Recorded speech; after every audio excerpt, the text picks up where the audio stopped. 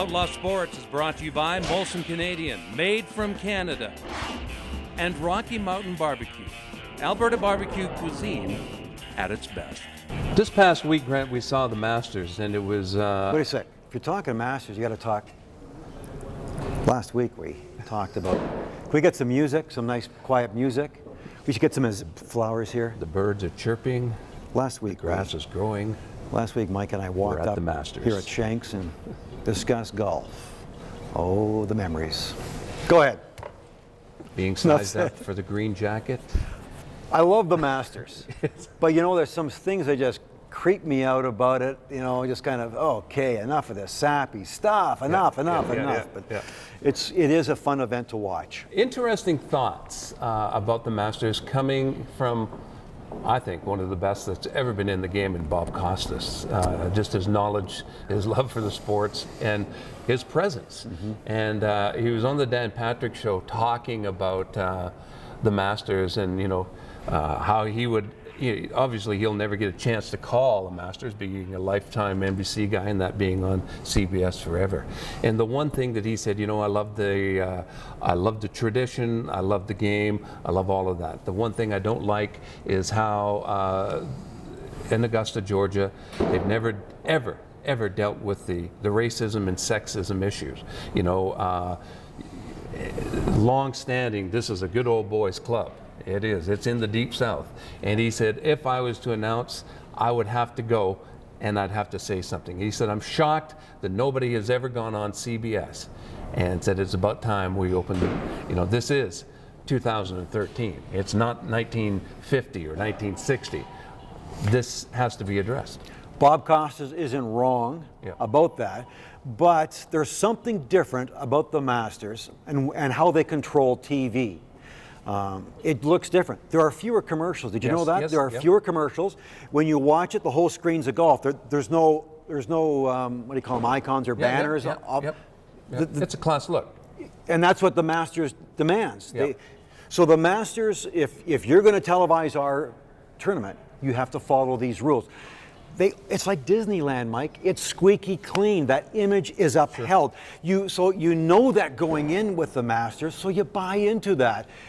And the money that CBS must make on this. Grant, they make less money during the Masters than any other thing. Because of the costs? Because of the costs and because of what the Masters demands and what they will allow and won't allow as far as sales. When you have fewer commercials, that's fewer bucks coming into your pockets. That's true. Yep. The intangible benefit, though, Mike, is that you've got so many eyeballs. Ratings are huge. You get to cross-promote your other programs on CBS. So it's just a huge image builder. Let me put it that way. You make a little bit of money, but it's a huge image builder for CBS. Yes. So Bob Costas should know that there is something different. It's not like televising the Shell Open in Houston, Texas, where the networks, they control the tournament. It's not like that here.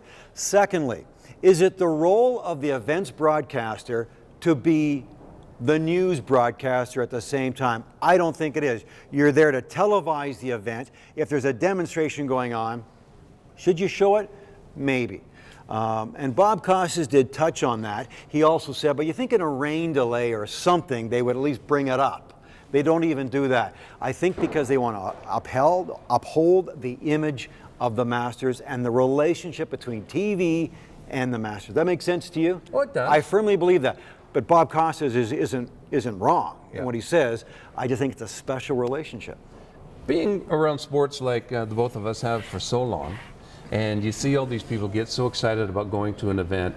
Does that turn you on as a fan? Would you go to the Masters just to walk around? Does that do anything? I get for you? that a lot. I get that a lot from people. As a matter of fact, the other day, I know a lot of people that went to the Masters. Well, my colleague Kevin Smith went to the Masters and covered it for Global, for the whole network, and did a great job, by the way. Those things don't intrigue me anymore. Going to the event does not intrigue me as much as it used to, Mike, when I was younger. I don't know why that is. I've got some funny theories about it, but it doesn't intrigue me being there. One of the things that I hate most in life is going to a golf course and they're so friggin' snobby, and you know. And I guess I see the tradition, and if someone said, "Hey, do you want to golf there?" I said, "Well, sure. Can I have a beer?" You have to wear pants. Yeah. You have to wear shoes. Yeah, and sometimes to be at an event, just to say you can be at it, Yeah. is just to be able to say that is better than being at the event. Yeah. Because the way TV is now, Mike, with HD screens, it's almost better to watch a lot of sporting events on TV now. You get a bigger bang for your buck than being there. So the only thing I still would like to do about being at events, I mean, at some point I would like to go to Wrigley Field, Chicago, and just sit there on a sunny afternoon watching the Cubs. Yeah. There's just something relaxing about that than going to a hyper sports event.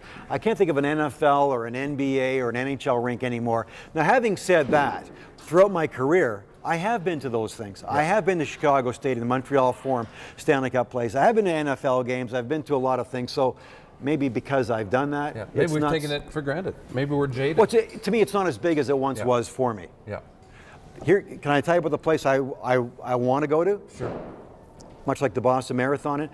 I want to go someday to the finish line of the Hawaii Ironman.